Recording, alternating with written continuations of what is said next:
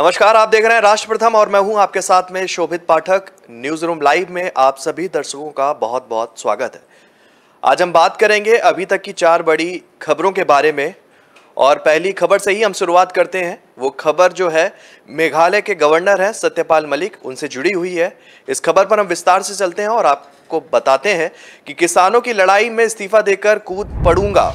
मेघालय के गवर्नर सत्यपाल मलिक का बड़ा बयान आया है। उन्होंने किसानों के साथ होने का दावा भी किया है। उन्होंने भारत जोड़ो यात्रा पर राहुल गांधी को शुभकामनाएं भी दी हैं। वहीं उन्होंने कहा है कि अग्निपथ योजना के तहत भर्ती हुए अग्निवीरों में देशभक्ति का जज्बा नहीं हो सकता है। मेघालय के गवर्नर हैं सत्यपाल मलिक, अपने बयानों को लेकर अक्सर सुर्खियों में रहते हैं। बीजेपी में रहते हुए बीजेपी में कई बार जो है बीजेपी के ऊपर वो निशाना भी साध चुके हैं और इससे पहले जो है किसानों का आंदोलन आपने देखा था और उसको लेकर भी बीजेपी पर वो हमलावर हुए थे। और इसी मुद्दे पर हम सीधे चलते हैं हमारे नेशनल एडिटर मयूर जानी जी। सर, आपसे जानना चाहेंगे क्या कहेंगे सत्यपाल मलिक हैं गवर्नर मेघालय के, उनका भी एक बड़ा बयान आ गया है और उन्होंने राहुल गांधी की यात्रा की तो तारीफ कर दी है और किसानों की लड़ाई में कूदने की खुद बात कह रहे हैं। क्या कहेंगे इस बारे में?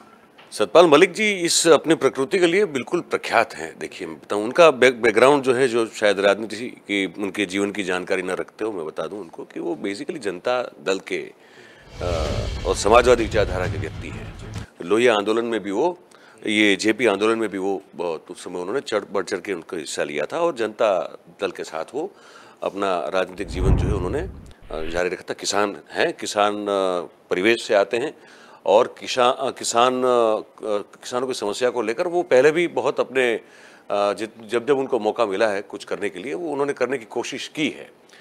और ये पहले से जाने जाते हैं अपनी इस तरह की एक जिसको कहते हैं ना प्रकृति, नेचर जो होता है, स्वभाव होता है व्यक्ति का, तो जाने जाते हैं वो बेबाक अपना मत रखते हैं, कभी झिझकते नहीं हैं, कभी रुकते नहीं हैं और अपनी बात रख देते हैं। ये पहली बार तो हुआ नहीं है मलिक साहब के साथ। उन्होंने इससे पहले भी जब किसान आंदोलन चल रहा था तो उन्होंने कहीं एक गए थे, मेरे ख्याल से मध्य प्रदेश में था कहीं कुछ उनका कार्यक्रम, शायद अगर मैं ठीक हूँ, मुझे अगर ठीक से याद है तो उन्होंने वो कह दिया था कि भाई मैं गया किसानों की समस्याओं की बात को लेकर मैं मिला नरेंद्र भाई से, तो उन्होंने बड़ा अपमानजनक तरीके से कहा कि मैंने कहा ये बैठे हैं, ये इतने लंबे समय से बैठे हैं, ये इतनी 700 के आसपास लोग मर चुके हैं। तो बोले, मुझे नरेंद्र भाई ने कहा कि मेरे लिए थोड़ी मरे हैं। तो फिर उन्होंने आगे कहा कि मैं इस बात को लेकर अमित भाई के पास गया, तो अमित भाई ने कहा कि आजकल उनको थोड़ा कुछ है इस तरह का, लेकिन अब चिंता मत कीजिए, मुझसे आप मिलते रहिए। अब ये बात एक संवैधानिक पद पर बैठा हुआ व्यक्ति, राज्यपाल, और वो राज्यपाल जो सत्तारूढ़ पार्टी है भारतीय जनता पार्टी, उन्हीं के द्वारा चुना हुआ है वो, ठीक है, उन्हीं ने वहाँ बिठाया है।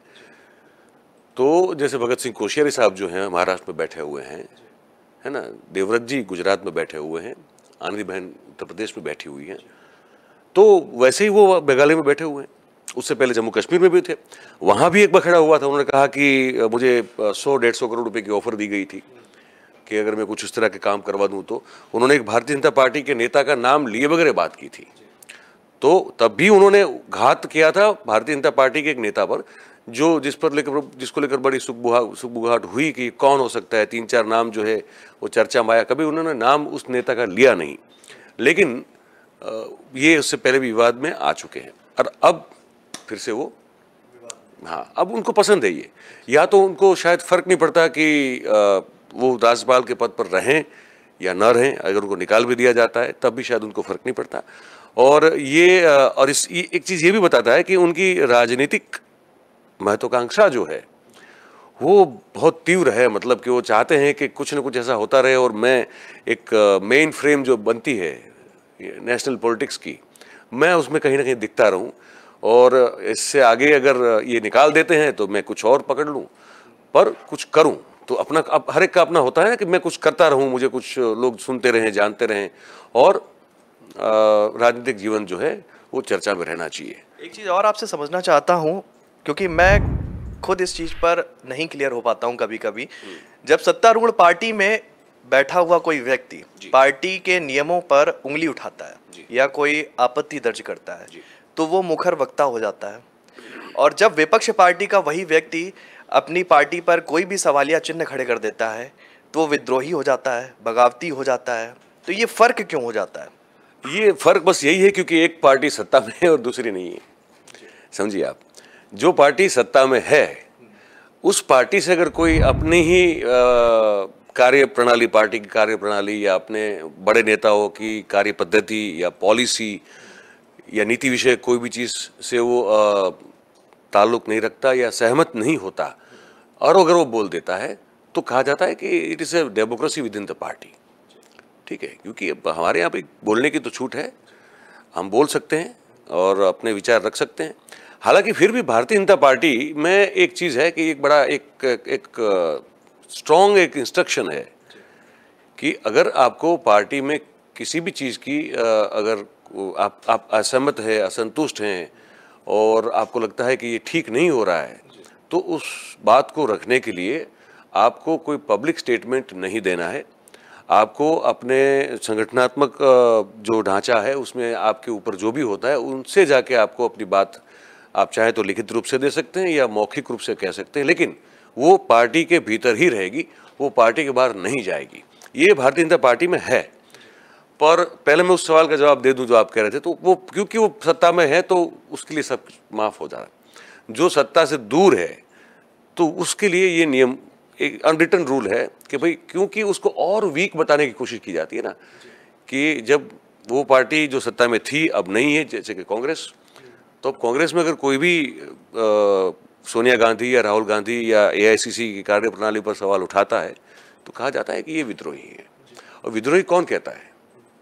भाजपा कहती है, भारतीय जनता पक्ष कहता है ना, या फिर और पक्ष कहते हैं जो तंज कसना चाहते हैं कांग्रेस पर, क्योंकि जब वो सत्ता में थे तब तो कुछ प्रॉब्लम थी नहीं, अब नहीं है तो अब जो लोग भी कहेंगे, जैसे गुलाम नबी आज़ाद की हमने किस्से की चर्चा कर रहे हैं और वो आरोप प्रत्यारोप और काउंटर इनकाउंटर हो रहा है पूरा, ठीक है, उनके बीच में शाब्दिक तौर पर, तो उनको लेकर भी कहा जाता था जब वो पक्ष में थे। तो वो ये बस इतना, इसका एक सिंपल सी व्याख्या इतनी है कि अगर आप सत्ता में हो तो आपका सब कुछ माफ़ है, आप सत्ता से दूर हो तो फिर आपको और कमज़ोर करने की कोशिश की जाएगी और आपके ऐसे जो भी व्यक्ति, जो भी नेता जो आपकी अपनी पार्टी की नीतियों के विरुद्ध या खिलाफ बोलेंगे तो उनको ऐसे ब्रांड किया जाएगा कि ये तो विद्रोही है। और क्योंकि इसलिए है क्योंकि उस पार्टी में कुछ भी ठीक नहीं चल रहा है, तो फिर पूरी पार्टी की इमेज को डाउन करने की कोशिश की जाती है। जी, जैसा कि आपने कहा कि भारतीय जनता पार्टी की ये नीति है कि जो भी अगर हमें बात करनी है वो पार्टी की संगठन या पार्टी का जो ढांचा है उसी के अंदर ही रहेगी, उससे बाहर नहीं निकलना चाहिए। पहले पार्टी के जो वरिष्ठ नेता हैं उस पर वो प्रतिक्रिया देंगे, इसके बाद जब कुछ निष्कर्ष निकलेगा वो सभी के सामने आएगा। लेकिन इसी बात को काटते हुए भारतीय जनता पार्टी के ही कुछ नेता हैं, उनका नाम भी मैं लेना चाहूँगा। वरुण गांधी जी हैं और सुब्रमण्यम स्वामी जी हैं, सतपाल मलिक जी का ही उदाहरण अभी हमने दिया। तो क्या ये गाइडलाइन इन जो सांसद है, वरिष्ठ नेता भी कहेंगे इनको, भारतीय जनता पार्टी को, ये अक्सर लेकर भारतीय जनता विरोधी जो बयान के लिए जाने जाते हैं और अक्सर उंगलियां उठाते हैं भारतीय जनता पार्टी की कार्यशैली पर, तो ये मतभेद क्यों हो जाता है? नहीं, मैं कुछ और नाम जोड़ दूं आपको। सबसे पहले तो ये जसवंत सिंह साहब थे, वो कुछ भैरव सिंह शेखावत के साथ भी एक समय कुछ ऐसा हुआ था। और मैं आपको बताऊं कि उसके बाद शत्रुघ्न सिन्हा और यशवंत सिन्हा, ये नाम भी आप इसमें जोड़ सकते हैं, ठीक है। तो ये पार्टी की उस पॉलिसी के अधीन रहकर काम नहीं करते, उनकी अपनी एक स्वतंत्र छवि है, उनका एक अपना एक पॉलिटिक्स करने का तरीका है। और क्योंकि वो ऐसे लोग भी हैं कि जिनको आप एक हाशिए में तुरंत धकेल नहीं दे सकते। वरुण गांधी के पीछे एक लेगेसी है, पूरी एक पारिवारिक लेगेसी तो है ही है, और साथ में उनकी माताजी जो है मेनका जी, उन्होंने एक लंबे अरसे तक जो है भारतीय जनता पार्टी को अपना समय दिया है, काम किया है। और एक अरसा था जब वो बहुत बड़ी अहम सदस्य मानी जाती थी भारतीय जनता पार्टी की, कैबिनेट मिनिस्टर रह चुकी है, सब जानते हैं। और दूसरी बात, अब आते हैं यहाँ पे, जैसे आप कह रहे सुब्रमण्यम स्वामी। देखिए, सुब्रमण्यम स्वामी जी जो हैं, उनसे खतरनाक कोई व्यक्ति इस पॉलिटिक्स में, इस देश में नहीं है। वो बहुत सारी बातें उनके बारे में हो सकती है, इतनी सारी कि आप मतलब एक पूरा 1 घंटा निकाल दे उस पर हम लोग बैठे खड़े खड़े बात करें तो कम पड़ जाएगा। पर मैं जितना हो सके उतना रीजनेबल टाइम लेके आपसे ये कहना चाहता हूँ कि सुब्रमण्यम स्वामी जो है वो अच्छा एक और नाम भूल गया मैं, जब राम जेठमलानी जीवित हुआ करते थे तब वो भी थे। वो मुझे याद है 2014 से पहले राम जेठमलानी और सुब्रमण्यम स्वामी ने नरेंद्र भाई के नाम का झंडा उठाया था और पूरे देश में जा रहे थे, ये सभाएं कर रहे थे। ये कोई प्रबुद्ध लोग हैं तो ये पब्लिक मतलब 10, 15, 20 हज़ार की सभा तो वो संबोधेंगे नहीं, लेकिन प्रबुद्ध जनों के बीच में जाके वो कर रहे थे। जैसे वकील एडवोकेट्स को एक गैदरिंग कर दी, डॉक्टर्स की कर दी, को प्रोफेसर्स की लेक्चरर की कर दी, एंटरप्रेन्योर्स की कर दी, या फिर उद्योगपतियों की कर दी। वहाँ ये जाते थे और कहते थे कि यार इनको जिताओ। अब वही लोग फिर कुछ समय के बाद राम जेठमलानी भी जो है वो भी इनके खिलाफ हो गए और बड़े बयान देते थे। स्वामी भी उनको पहले उनका झंडा उठा के चलते थे, आज वो उनकी पॉलिसी के खिलाफ बातें करते हैं। व्यक्तिगत तौर पे नहीं करते टिप्पणी, लेकिन जब हमको सबको याद होगा अरुण जेटली तो सदगत हैं, पर जब तक वो जीवित थे लगातार हमले होते थे कि क्यों इनको फाइनेंस मिनिस्टर बना के रखा हुआ है, जिसको जो एडवोकेट है, वकील है, उसको आपने ये मंत्रालय दे दिया, क्योंकि वो खुद चाहते थे कि वो बने। और वो एम्बिशन उन्होंने अपनी कभी छुपाई भी नहीं है।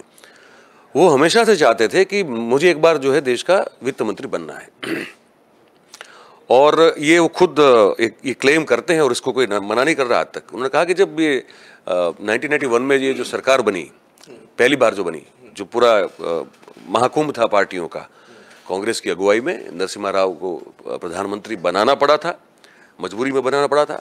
और मनमोहन सिंह, जो डॉक्टर मनमोहन सिंह थे, उनको कहा कि आप पॉलिटिक्स में आइए और आप वित्त मंत्रालय दीजिए, क्योंकि चंद्रशेखर जी की सरकार के जाने के बाद हमारी स्थिति ये थी कि हमारा फॉरेक्स जो था वो बिल्कुल नहीं के बराबर था और हमारी जो माली हालत थी वो बहुत खस्ता हो चुकी थी। उसको रिवाइव करने के लिए जो भी एक नीति बनाई गई उसमें 2-3 चीज़ें महत्वपूर्ण हैं। उसमें से एक थी उदारीकरण। तो उदारीकरण सुब्रमण्यम स्वामी का ये दावा है और उसको आज तक कोई चैलेंज नहीं कर रहा है। हालांकि यशवंत सिन्हा कहते हैं कि मैं भी उसमें था, उनका भी एक ये है कि, पर वो ये नहीं कहते कि सुब्रमण्यम स्वामी नहीं थे। तो स्वामी ये कहते हैं कि उस पूरी नीति का जो जनक हूं वो मैं हूं, उस पर वो अपना क्लेम करते हैं, ठीक है। पर वो वित्त मंत्री बन नहीं पाए कभी, ठीक है। यशवंत सिन्हा भी ये कहते हैं कि मेरा भी उसमें बहुत सारा रोल है, ठीक है, पर ये कभी वित्त मंत्री स्वामी बन नहीं पाए कभी, ठीक है। तो वो एक रंज उनको है पहले से। उनको था कि मैं इस आदमी को प्रमोट करूंगा और उनको जब वो कुछ बनेंगे तो मुझे ओबियसली उसका फल मिलेगा और मैं कम से कम वित्त मंत्रालय जो है वो देख पाऊंगा। तो उनके मन में बहुत सारी योजनाएं हैं इस देश की आर्थिक नीतियों को लेकर, वो कर नहीं पा रहे हैं। तो इसलिए वो अपनी चटपटाहट जो है वो बड़े मुखर होकर बोल देते हैं कि ये ठीक नहीं, वो ठीक नहीं है, वो ठीक नहीं, पर उसका आप कुछ बिगाड़ नहीं पाओगे। सुब्रमण्यम स्वामी ने इस देश के बड़े से बड़े आप नाम ले लो, उन सब के साथ पंगे लिए हैं और सुब्रमण्यम स्वामी को आज तक कोई छू नहीं पाया है। और सुप्रीम कोर्ट में जब स्वामी की पिटीशन जाती है तो जज हिल जाता है। ये कहा जाता है, मतलब हमने तो बड़े बड़े वकीलों से सुना है कि जज मतलब हिलता है, मतलब कि जज इसकी अहमियत और गंभीरता समझ लेते हैं कि स्वामी कुछ लेके आए हैं कोई याचिका, तो इसका मतलब है कि ये बहुत कुछ रिसर्च करके आए होंगे और उनके पास बहुत कुछ इसमें तथ्य और प्रूफ वगैरह होंगे और तभी वो चैलेंज करेंगे और किसी को छोड़ते नहीं। वो सोनिया गांधी और राहुल गांधी का हाल हम देख रहे हैं अभी। तो स्वामी एक ऐसे व्यक्ति विशेष हैं जिनको आप टोक नहीं सकते हैं, ठीक है। वो ऐसा है कि जितना टोकोगे उतना और मुखर हो जाएंगे। तो मोदी समझते हैं साइकोलॉजी क्या है इसकी, तो मोदी इसको छेड़ते नहीं है कभी। क्या मजबूरी है जो ऐसे लोगों को भारतीय जनता पार्टी की तरफ से किसी इन लोगों के बयान पर कोई भी स्पष्टीकरण नहीं आता है? मैंने कहा ना, इसीलिए कि अगर आपने दिया स्पष्टीकरण तो फिर उनको तो एक ईंधन मिल जाएगा, फ्यूल मिल जाएगा, इस बात को आगे बढ़ाने का फ्यूल मिल जाएगा। तो इनके इन सब को लेकर तो एक ही नीति बनती है कि इन्होंने बोल दिया, हमने सुना ही नहीं, हमको कुछ नहीं कहना है, ठीक है। तो क्या है, फिर वो चीज़ वहीं दब जाती है। फिर कुछ नया मुद्दा लेके आ जाते हैं, जवाब नहीं देना है तो जवाब नहीं देते हैं। शत्रुघ्न सिन्हा भी जब तक थे भारतीय जनता पार्टी में बड़ा मुखर होकर बोलते थे ना, बड़ा खुल के बोलते थे, छोड़ने के बाद भी बोलते हैं। यशवंत सिन्हा भी जब तक थे तो उन्होंने भी जो है अपने जबान को कभी लगाम दी नहीं है, उन्होंने जो ठीक लगा वो बोल दिया है। पर वो दोनों जो थे वो जिसको कहते हैं ना कि डिस्पेंसिबल थे, वो नहीं अगर हैं तो चलेगा, ऐसा था। तो उन्होंने छोड़, तो उनको जाने, उनको दोनों को मतलब निकाला ऐसा नहीं है, लेकिन दोनों को उस तरह से किनारे कर दिया कि उनको लगा कि अब हमारा कोई यहाँ पे रोल बनता नहीं, तो वो दोनों चले गए पार्टी छोड़ के। ठीक है, स्वामी को कोई फर्क नहीं पड़ता है, आप निकाल दो तो उनको और मजा आ जाएगा, वो और जो है अपना रौद्र स्वरूप धारण करेंगे, तो उनको छेड़ना तो ठीक बात नहीं, सब जानते हैं। मलिक साहब जो है वो उसी राह पे चले हैं, और अब क्योंकि वो भी इसी कुछ इस तरह के ही हैं जिस तरह के स्वामी हैं, तो ऐसे लोगों को छेड़ना अच्छी बात नहीं होती, वो बीजेपी जानती है, तो उनको कभी छेड़ेगी नहीं, ना कभी काउंटर करेगी, और कोशिश ये करेगी कि शांति से, मतलब गुप्त रूप से इनके साथ में, इनके पास कोई मैसेज पहुंचाया जाए या उनसे कोई बातचीत की जाए और समझाया जाए कि भाई आप मेहरबानी करके अब इसको बंद करो। पर ये इनका क्या है कि इनको आप विनती करो तब भी ये नहीं मानते हैं, और अगर आप इनको काउंटर करो तो बिल्कुल नहीं मानते हैं। ये कुछ ऐसे विरले लोग होते हैं जो इस तरह से जीते हैं। तो ये दो लोग जो हैं उनको तो हम उसमें शामिल कर सकते हैं, वरुण गांधी भी उसी में से एक है। तो अब इनके पास भेजने के लिए आपके पास ईडी भी काम नहीं आने वाली है, ना सीबीआई आने वाली है। तो ऐसे लोग जो होते हैं तो फिर उनको कोई डर नहीं होता है, वो बोलते हैं तो उनको, पार्टी को भी पता होता है कि इनका कुछ ज़्यादा हम कर नहीं पाएंगे, तो इससे अच्छा इनको जवाब मत दो, ये अपने आप जो है मुद्दा शांत हो जाएगा। तो ये तरीका होता है। बढ़ते हैं दूसरी खबर की तरफ, और वो खबर जो है वो दिल्ली से आ रही है, दिल्ली की ही बड़ी खबर है, और आज दिल्ली के लोगों की नज़र भी इस खबर पर लगातार बनी रहेगी। तो आपके पास लेकर आते हैं दूसरी बड़ी खबर और विस्तार से बताते हैं आपको कि तनातनी के बीच में आज होगी दिल्ली के उपराज्यपाल और मुख्यमंत्री की बैठक। शराब नीति पर कार्रवाई से जो है राजनीति दिल्ली की फिलहाल गर्म चल रही है, और आए दिन एक ना एक तरफ से बयान जो है सभी के सामने आ रहे हैं, और इसमें यह है कि सवाल भी उठ रहे हैं कि अब बैठक से कोई बात बनती हुई दिखेगी। ये भी एक बड़ा सवाल है। दोनों पार्टियां जो हैं एक दूसरे पर कई दिनों से हमलावर हैं, और इसी खबर पर हमारे साथी सहयोगी हैं तुषार के पास चलते हैं। तुषार, क्या कुछ अपडेट आ रही है इस खबर से लेकर? बिल्कुल शोभित जी, जिस तरह से हम देख रहे हैं कि शराब नीति को लेकर सरकार के बीच लगातार तने-तनी का मामला सामने आ रहा है, तो इसी बीच ये बैठक संभावित की गई है। बीते 4 बार लगातार इस बैठक को स्थगित कर दिया गया था। आपको बता दें कि यकीनन कुछ कारण रहे थे जिसके सिलसिले में सीएम केजरीवाल जो हैं इस बैठक में शामिल नहीं हो पाए थे।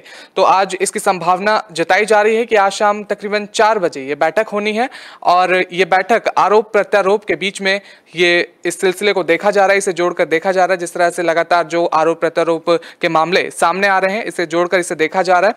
और साथ ही आपको बता दें कि जो ये बैठक है यकीनन 4 बजे इसकी संभावना भी जताई जा रही है। और जिस तरह से हम देख रहे हैं कि मनीष सिसोदिया पे जो मामला चल रहा है, छापेमारी की गई थी सीबीआई द्वारा, अब ईडी का भी इसमें शामिल होना देखा जा रहा है। तो ये जानकारी निकल के सामने आई है। तो बड़ी जानकारी दी है हमारे साथी सहयोगी हैं तुषार ने कहा कि शाम को 4 बजे ये बैठक होनी है, ये बड़ी जानकारी है। और इसी मुद्दे पर हमारे वरिष्ठ सहयोगी हैं जय शर्मा जी, वो भी जुड़ेंगे। जय शर्मा जी, आपका बहुत बहुत धन्यवाद न्यूज़ रूम लाइव में जुड़ने के लिए।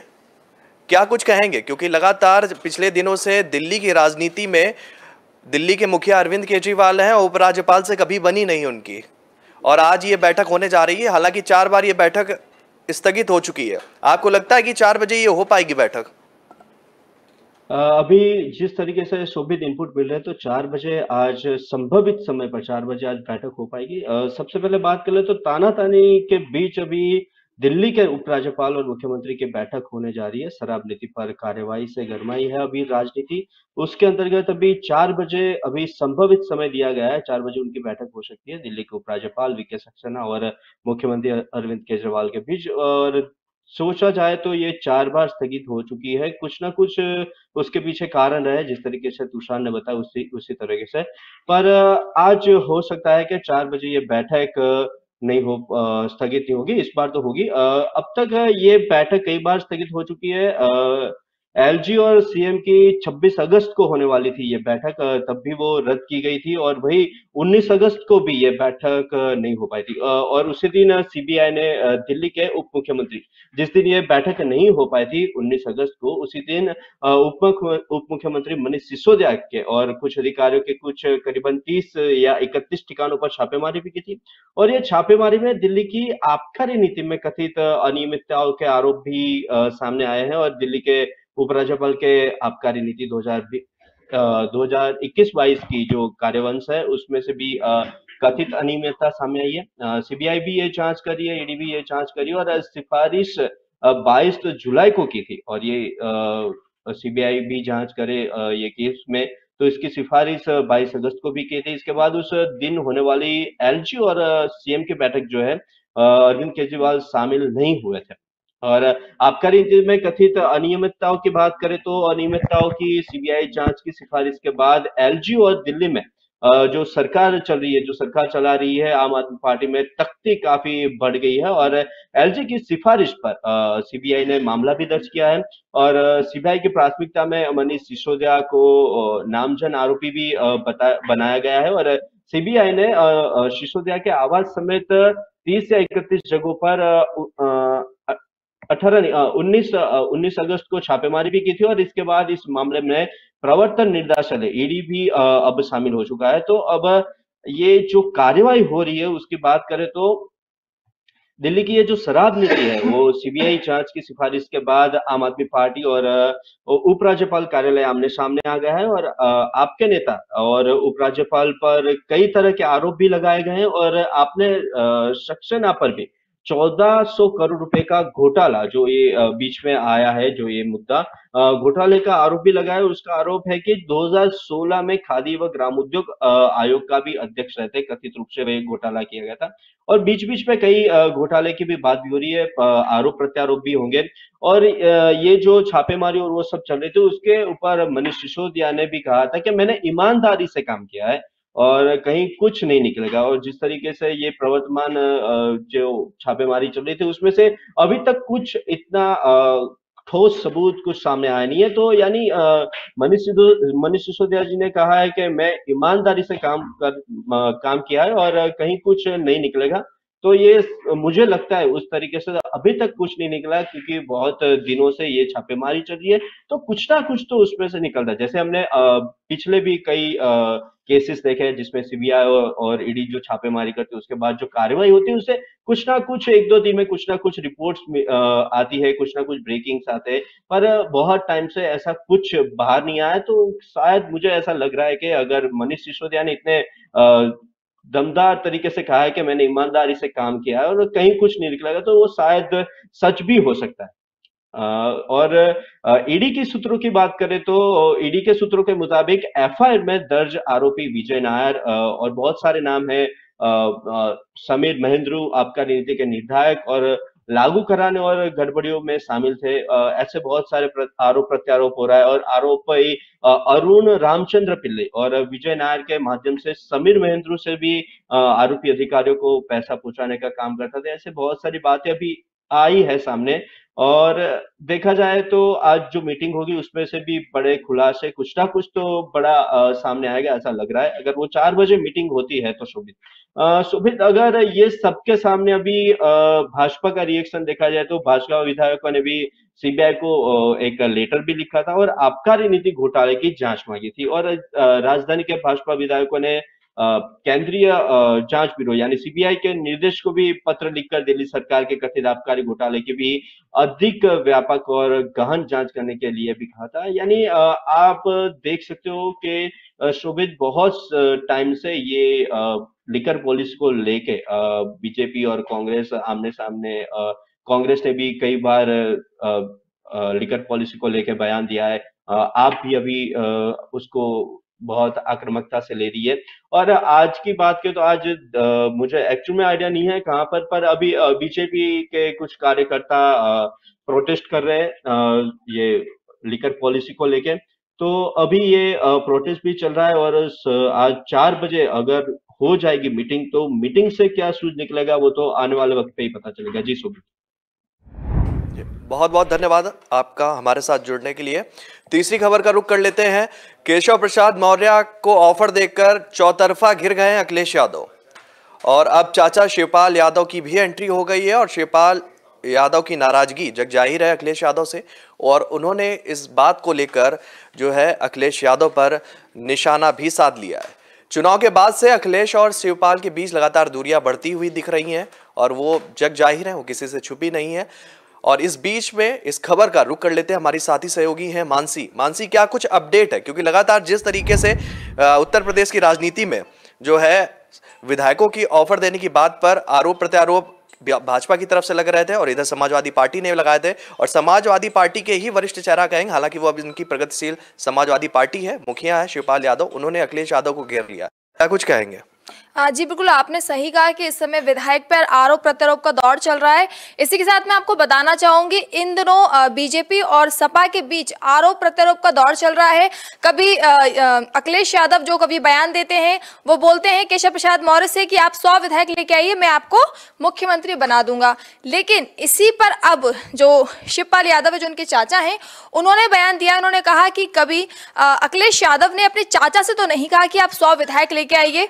तो आप समझ सकते हैं कि कहीं ना कहीं उनका मुख्यमंत्री का कहने का एक तरीके से था कि वो उन्होंने कभी उनसे ऑफर के लिए नहीं कहा कि वो मुख्यमंत्री बनना चाहते हैं। तो देख सकते हैं आप, कहीं ना कहीं जो शिवपाल सिंह हैं वो चाहते हैं कि वो सपा के साथ जुड़ना चाहते हैं, लेकिन अखिलेश जो है वो अभी भी उनका रुख उनकी तरफ नहीं हो रहा है। जी, इस खबर में हमारे साथ जुड़ने के लिए मानसी बहुत बहुत धन्यवाद। इसी खबर का रुख करेंगे, हमारे वरिष्ठ सहयोगी हैं जिगर पांड्या जी। जिगर पांड्या जी को जोड़ने की हम कोशिश कर रहे हैं और उनसे भी जानेंगे, क्योंकि लगातार जो समाजवादी पार्टी है वो अंदरूनी कलह का शिकार हो रही है, और उस कलह में सबसे बड़ा अगर नाम लिया जाएगा तो वो शिवपाल यादव का है। क्या कुछ कहेंगे जिगर पांड्या जी? ये चाचा भतीजे की जो तूतू में हम बोलेंगे, वो 2017 के बाद सामने आई थी। 2017 में विधानसभा चुनाव जब उत्तर प्रदेश में समाजवादी पार्टी हार चुकी थी, और उसके बाद जो ये चाचा भतीजे की राजनीति पूरा यूपी नहीं, अब तो पूरा देश देख रहा है। शोभित, एक बात बता दे कि 2017 के पहले जब मुख्यमंत्री थे अखिलेश यादव, तब भी कुछ ना कुछ मुद्दे पे उन लोगों की तू-तू में हो जाती थी, लेकिन मुलायम सिंह यादव को साइड ट्रैक हो जाने के बाद ये तू-तू में सामने आई है। और 2017 के चुनाव हार जाने के बाद तो दोनों के बीच में अच्छी बनती नहीं थी और उन्होंने अलग पार्टी बना दी थी। अब बात वो है कि 2022 में फिर से समाजवादी पार्टी के साथ वो अपनी पार्टी का गठबंधन लिए साथ में चले थे, और 2022 में अच्छा जो चुनाव का परिणाम था वो भी मिला था, लेकिन इतना अच्छा तो नहीं मिला कि सत्ता स्थान पर पहुंच सके। 2000 और इस बार की जो चुनाव हुआ उसमें भी अखिलेश यादव मुख्यमंत्री बन चुके हैं। केशव प्रसाद मौर्य जो है उनके ऊपर अखिलेश जो है वो कभी भी कुछ भी बोल देते हैं। इस बार तो ये जो बताया कि आप 100 विधायक लेके आ जाइए, आपको हम मुख्यमंत्री बना लेंगे, तो ये बात में बोल तो डाली उन्होंने, लेकिन ये बात होने वाली नहीं है, क्योंकि केशव प्रसाद मौर्य जो है उनकी एक छवि अलग है, और भारतीय जनता पार्टी के संगठन से लेके अभी उप मुख्यमंत्री तक की उन्होंने सफर जो की है, तो वो उनके विचारधारा जो है वो छोड़ने वाले नहीं है। लेकिन ये एक चुटकी ले ली है अखिलेश ने। दूसरी तरफ ये जो शिवपाल यादव उनके चाचा जो है वो भी ये मामले में कूद पड़े हैं कि मुझे तो कुछ बोला नहीं है तो मैं क्यों। तो ये बात वो है कि इसके पहले भी जब राष्ट्रपति चुनाव हुए थे और समाजवादी पार्टी ने जब यशवंत सिन्हा को उनके उम्मीदवार के तौर पर सपोर्ट किया था, तब भी उनकी नाराजगी सामने आई थी। उन्होंने आरोप भी लगाए थे कि जो कुछ पाकिस्तान में जाकर जो कुछ उस टाइम पे जो हुआ था यशवंत सिन्हा के सामने, तो ये सब जो चीज है मजार पे जाने वाली बात ये वो, तो उनके ऊपर निशाना साध के शिवपाल यादव ने नाराजगी उस टाइम पे भी जताई थी, क्योंकि उनका मत कुछ अलग था कि आप बुजुर्ग नेता से या सीनियर नेता से कुछ पूछते नहीं हो, आप युवराज हो, आप चुनाव के टाइम पे मैदान में आ जाते हो, बाकी टाइम पे आप राजनीति जो करनी है पूरे दिन 24/7 वो नहीं करते हो, तो आपको राजनीति का कुछ पता नहीं है। आप भले मुख्यमंत्री तक पहुंच चुके थे, लेकिन जो एक एक्सपीरियंस चाहिए वो आपके पास नहीं है, तो ये नाराजगी तो सामने आती जाती रहती है। बात वो है कि उत्तर प्रदेश के जो राजकीय गलियारों से जो हमको पता चलता है, उससे इतना मतलब तो साफ है कि अब जो परिवारवाद मुक्त जो स्थानीय पार्टियां है, उसको करने की जो मुहिम बड़ा प्रधान नरेंद्र मोदी ने छेड़ रखी है, उसमें ये निशाना है, समाजवादी पार्टी भी निशाने पे है। शिवपाल यादव कहीं ना कहीं उससे अलग हो चुके हैं समाजवादी पार्टी से, और परिवारवाद की जो राजनीति है उससे तो अलग अपना अलग पक्ष बना लिया है, लेकिन ये कहीं ना कहीं इशारा कहीं से और होता है और बोलने का कुछ और होता है। बात वो है कि मायावती भी आजकल हादसे में हो चुकी है। सपा भले 2 डिजिट में सीट अपनी लेके आई है, फिर भी सत्ता स्थान पर पहुंची नहीं है। योगी का बुलडोजर वहीं पे चला था, हम सबने देखा हुआ था। तो अभी ये जो चाचा भतीजे वाली जो राजनीति है, तू मैं है, वो आने वाले दिनों में और भी हम देखेंगे अलग अलग मुद्दों पे। कुल मिला के ये यूपी का मामला है तो यूपी तक सीमित नहीं रहेगा, अलग अलग पार्टी जो है अलग अलग राज्यों में जो परिवारवाद के साथ चलती है, वहां पर भी यही होने वाला है, वो भी हम देखेंगे। जी बिल्कुल।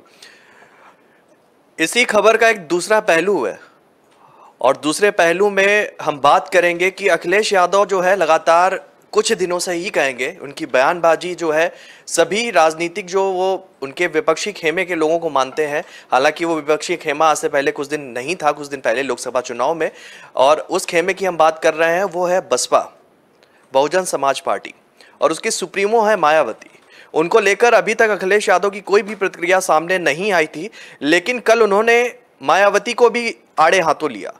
उन्होंने कहा कि मायावती जो है वो लगातार उत्तर प्रदेश में अस्तित्व को खो रही है, और अस्तित्व के नाम पर उनकी एक सीट, इसका भी उन्होंने जिक्र किया। और उन्होंने ये सीधा आरोप लगाया मायावती जी के ऊपर कि भारतीय जनता पार्टी जो कहती है उसी के इशारे पर मायावती चल रही है।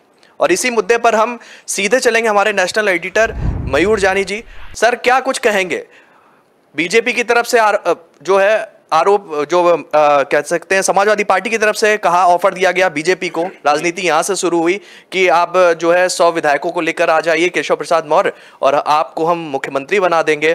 फिर इसका पलटवार अभी देखा, शिवपाल जो यादव हैं उनकी तरफ से भी आया कि आप हमसे बोलते कि 100 तो हम लेके आते, मतलब इच्छा मुख्यमंत्री की बनने की उन्होंने भी जाहिर कर दी। और इसी को लेकर जो है अब मायावती पर उन्होंने हमला बोल दिया है, रुख दूसरा है, और मायावती को उन्होंने बोला कि जो बीजेपी कहती है उस हिसाब से जो है मायावती उत्तर प्रदेश में अभी काम कर रही है। क्या कुछ कहेंगे? देखिए, यहाँ फिर से उन्होंने जो है एक तीर से 2 निशान साधने की कोशिश की है।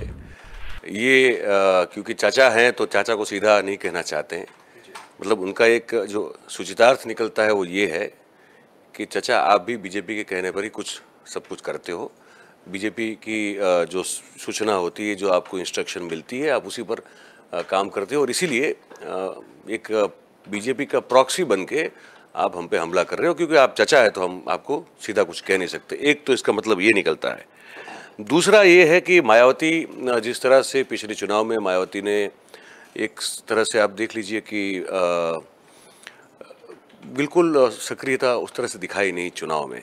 उम्मीदवार रखे खड़े, लेकिन ज़्यादातर उस तरह से रखे गए कि जिसमें समाजवादी पार्टी को नुकसान हो या तो उनको तकलीफ हो। तो ये सब तब भी आरोप प्रत्यारोप चल रहे थे, और ये भी बात हो रही थी कि भाई मायावती जो है वो भारतीय जनता पार्टी की सूचना पर, उनके इंस्ट्रक्शन पर काम कर रही है। और तब भी मायावती इस मामले में कुछ बोल नहीं रही थी, अभी भी कुछ बोल नहीं रही है। वास्तविकता अभी ये बिल्कुल सच है कि मायावती एक तरह से निष्क्रिय हैं। मायावती का आप देखिए पब्लिक अपीयरेंस, आपको लास्ट कब हुआ था आपको याद भी नहीं होगा।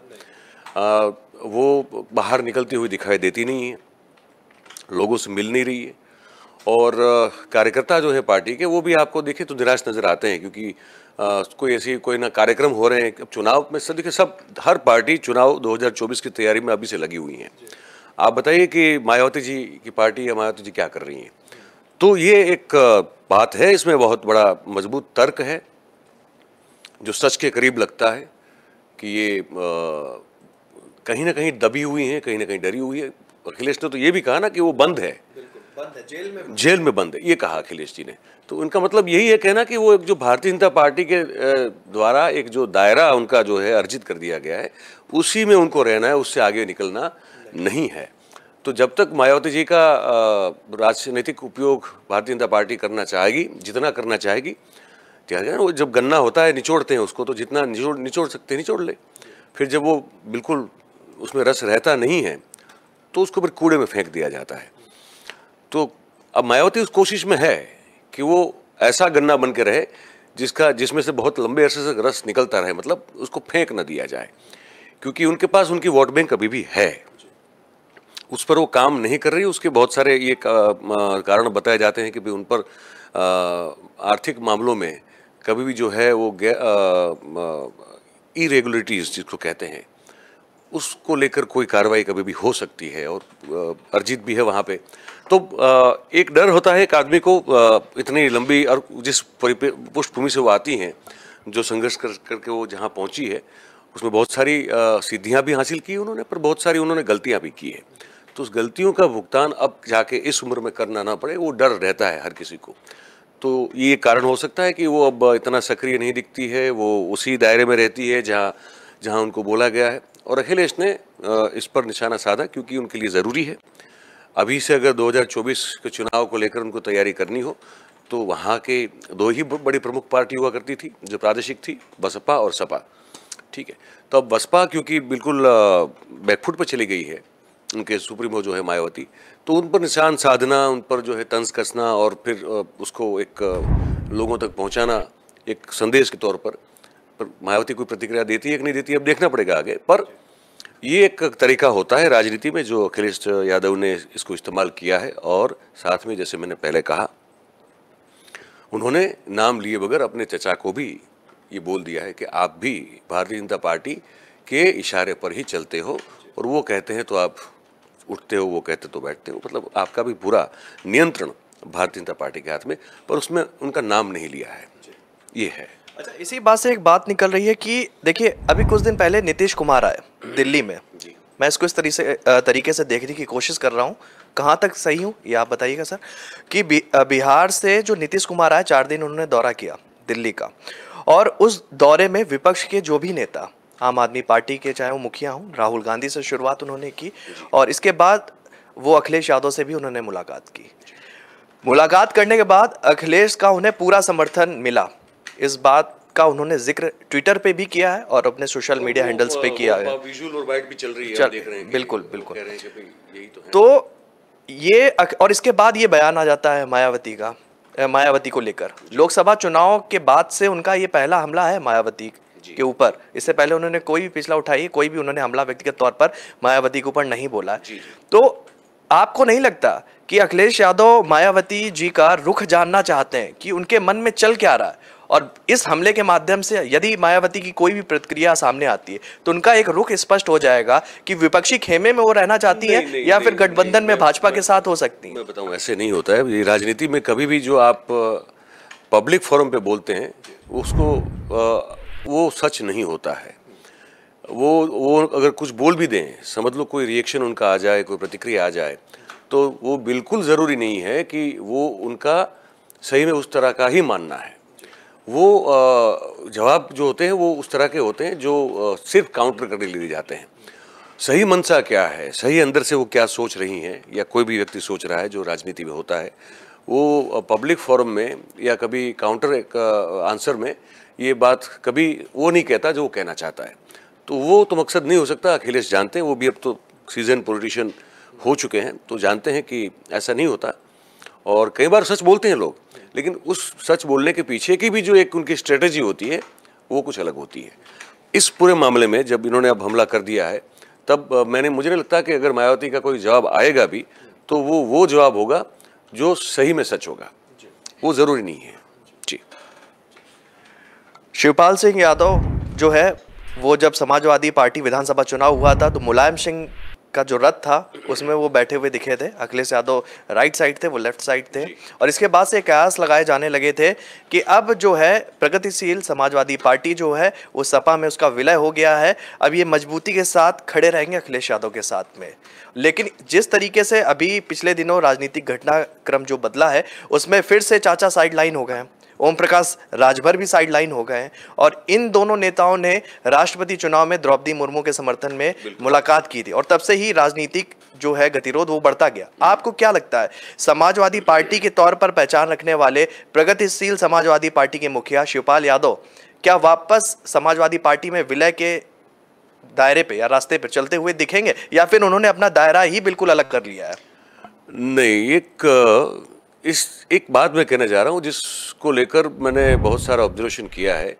बड़े बड़े बुद्धिमान लोग जो राजनीति में कहे जाते हैं, जो बड़े मैच्योर माने जाते हैं, और कहीं ऐसी जीत उनके स्ट्रेटजी को लेकर दर्ज की होती है जो इतिहास में अपनी जगह बनाती है, वैसे वो लोग भी कई बार बहुत छोटी छोटी बातों में गलतियां कर देते हैं। राजनीति में एक चीज़, हालांकि जीवन के हर एक पहलू में, सिर्फ राजनीति नहीं लेकिन पर्टिकुलरली अगर राजनीति की बात करें तो एक चीज़ बड़ी महत्वपूर्ण है, एक एलिमेंट आप में बहुत महत्वपूर्ण रूप से होना चाहिए। वो एलिमेंट है शोभित भाई धैर्य, और धैर्य के साथ संघर्ष।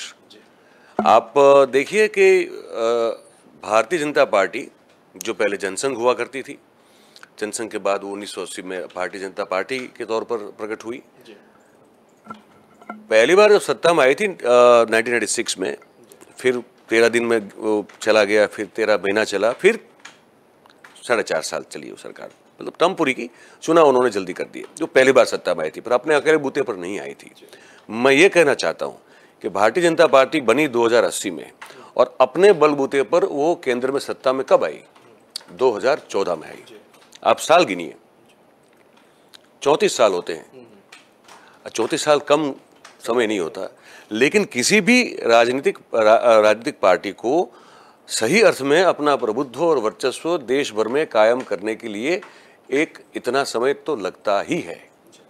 इसमें इसका कोई शॉर्टकट नहीं है। आपके वहाँ भारतीय जनता पार्टी के वहाँ तो कैसे कैसे प्रखर और मेधावी वक्ता नेता हुए हैं, है ना। अटल जी से आप शुरू करके आप देखिए, मतलब ये सब भी वहाँ भारतीय की फायरब्रांड वो पहचान थी, और वक्तव्य भी उनका बहुत जानदार शानदार हो गया था। सुषमा स्वराज से अच्छा वक्ता मैं बताऊं, मुझे मेरी अपनी पसंद बता रहा हूँ, उनसे बेहतर कोई वक्ता मैंने कहीं नहीं देखा है। इतनी तरलता और सरलता थी उनकी वाणी में और उनके भाषण में, उनके वक्तव्य में, आप सम्मोहित हो जाओगे उनसे। और कोई नाज नहीं, नखरे नहीं, कोई ड्रामाबाजी नहीं, कुछ नहीं, कोई इतना बड़ा कोई अंग भंगिमा नहीं, कोई ऐसा बॉडी जेस्चर नहीं, कुछ नहीं, पर जो उनकी वाणी में ताकत थी। ऐसे तो बहुत सारे वक्ता भाजपा ने दिए। तो क्या अच्छे वक्ता हो जाने से आप सत्ता में आ जाते हैं? क्या आपकी पार्टी सत्ता में आ जाएगी? नहीं, ऐसा नहीं होता है, एक टाइम लगता है। अब शिवपाल जी का तो ये भी नहीं है, वक्ता तो है ही नहीं बेसिकली, ठीक है ना। मुलायम सिंह कभी अच्छे वक्ता रहे, ठीक है। तो अब ये जब प्रॉब्लम कहाँ हो जाती है, शुरू हो जाती है कि जब आप हार जाते हैं, और हारने के बाद आपको कारण समझ में नहीं आते कि हम क्यों हारे, और हमसे जो जीती है वो पार्टी किन मामलों में हमसे बेहतर थी और कैसे थी। उस बात का अगर आप सही रूप से, सही तौर पर अगर विश्लेषण नहीं कर पाते, एज ए थर्ड पर्सन, एक बर्ड आई व्यू को लेकर, जैसे ऊपर से कोई देखता हो ऐसे, तब तक आपको अपनी गलतियां समझ में नहीं आती। और फिर क्योंकि आप सत्ता का स्वाद चख चुके हैं, बार बार चख चुके हैं, तो आपको लगता है कि जल्दी से सत्ता में कैसे आया जाए, शॉर्टकट नहीं उसका।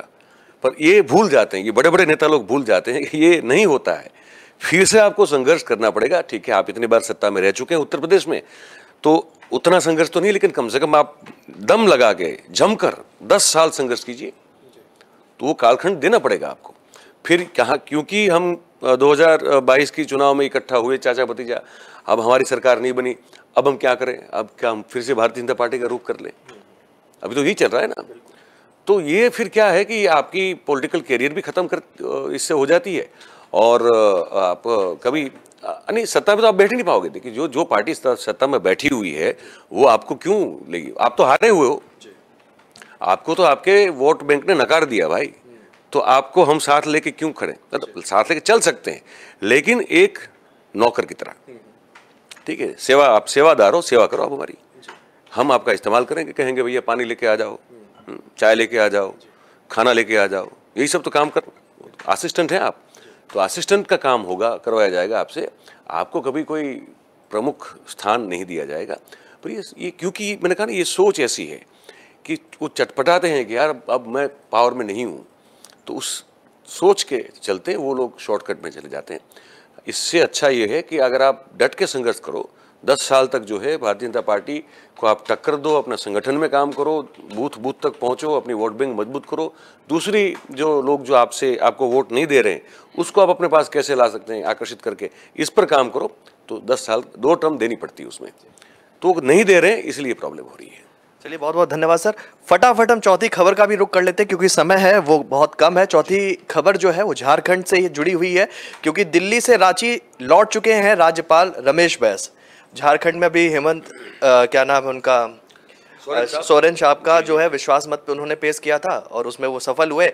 अब रमेश बैस जो हैं, जिनके पास में चुनाव आयोग ने एक अपना निर्णय भेजा है कि वो योग्य हैं या अयोग्य हैं, उसको लेकर जो है एक मीटिंग भी हुई थी दिल्ली में, और दिल्ली के बाद में अब रमेश बैस जो हैं वापस झारखंड रांची पहुंच चुके हैं। आपको क्या लगता है उस बंद लिफाफे में क्या कुछ हो सकता है? क्योंकि कयास पूरी तरह से लगाए जा रहे हैं जो है राजनीतिक पंडितों के द्वारा कि अयोग्यता पर ही जो है वोट प्रतिशत बढ़ता हुआ दिख रहा है, लेकिन आपके हिसाब से क्या कुछ हो सकता है उस बंद लिफाफे में? देखिए, 2 चीज़ हो सकती है। जैसे आपने कहा, पहले तो ये हो सकता है कि भाई ये इनको अयोग्य घोषित कर दिया जाए और इनकी सदस्यता जो है उसको निर्मूलन कर दिया जाए, तो वो विधायक रहोगे नहीं तो आप मुख्यमंत्री कैसे रह सकते हो, और फिर उन पर जो है कार्रवाई की जाए। एक तो ये है जो बहुत इसकी ये होगा ऐसा बहुत लोग मानते हैं, ज़्यादातर लोग यही मानते हैं। एक चीज़ ये है शोभित जी कि ये जो पर्दे के पीछे जो होता है ना, वहाँ होता है कि उसको बैक डोर चैनल कहते हैं। तो बैकडोर चैनल में कोई ऐसा संवाद हुआ हो जिसमें सोरेन साहब ने कहा हो कि भाई कुछ भी करिए, आप बताइए मैं क्या करूं, लेकिन ऐसे सरकार नहीं गिरेगी। तो हो सकता है कि ऐसा कुछ समाधान निकला हो और उस समाधान के चलते फिर ऐसा कुछ फैसला लिया गया हो, कुछ कमिटमेंट लिए गए होंगे उनसे। अगर ये सदस्यता रद्द नहीं होती है तो मैं उसकी बात कर रहा हूँ। तो हेमंत सोरेन साहब ने कुछ ऐसे कमिटमेंट उनको देने पड़े होंगे जिसके चलते वो अभी तो सत्ता में बने रहेंगे शायद, लेकिन फिर आने वाले चुनाव में, फिर वो चाहे वो स्टेट का हो या लोकसभा का हो, तो उनको जो है करबद्ध होकर फिर जो उनको सूचना मिलेगी उसी का पालन करना पड़ेगा। चाहे वो अपनी पार्टी चलाते रहें, लेकिन वो फिर स्वतंत्र नहीं रहेंगे। अगर कोई ऐसा समाधान हुआ है, कोई कॉम्प्रोमाइज़ हुआ है तो, अदरवाइज उनका जाना, ज़्यादातर लोग ये मानते हैं कि उनको हटा देना, क्योंकि पार्टी, बीजेपी का एक सबसे बड़ा ये है ना, ये जो नरेंद्र भाई की अगुवाई में जो पार्टी चलती है, उस पार्टी का और उस सोच का ये है कि वहाँ आप अपने विरोधियों को जगह नहीं देते, आप इसको सांस लेने की जगह नहीं देते, उसको आप बिल्कुल पकड़ते हो और ख़त्म करते हो। तो वो अब देख रहे हैं, इतने सालों से हो रहा है, बहुत सारे लोगों का हाल होता हुआ देखा है हमने, तो हमको भी ये लग रहा है कि इनकी सदस्यता रद्द कर दी जाएगी। पर अगर नहीं हुई तो फिर कुछ तरह का कॉम्प्रोमाइज़ आप समझ लें कि हुआ होगा जी। तो ये बहुत बहुत धन्यवाद सर हमसे जुड़ने के लिए। तो आज हमने दिन की 4 बड़ी खबरों के बारे में बात की और आखिरी खबर हमारी थी झारखंड से, जहां पर अयोग्य हो सकते हैं या नहीं हो सकते झारखंड के सीएम। इस पर कुछ ही दिनों में या कह सकते हैं कुछ ही घंटों में जो है स्थिति साफ हो जाएगी। तो आज के लिए न्यूज़ रूम लाइव में मेरे साथ इतना ही, और आज हमने बात की दिन के 4 बड़ी खबरों के बारे में जिस पर आज हमारी नज़र लगातार बनी रहेगी। फिलहाल न्यूज़ रूम लाइव में आज के लिए इतना ही। कल हम फिर हाजिर होंगे 12 से 1 बजे के बीच में दिन की 4 बड़ी खबरों के साथ। दर्शकों को बताना चाहेंगे कि अगर वो देश और दुनिया से जुड़ी खबरों को विस्तार से जानना चाहते हैं तो वो हमारी वेबसाइट www.kalamkartavya.com पर जाकर खबरों को देख सकते हैं। तो फिलहाल मुझे दीजिए इजाज़त, तब तक के लिए नमस्कार।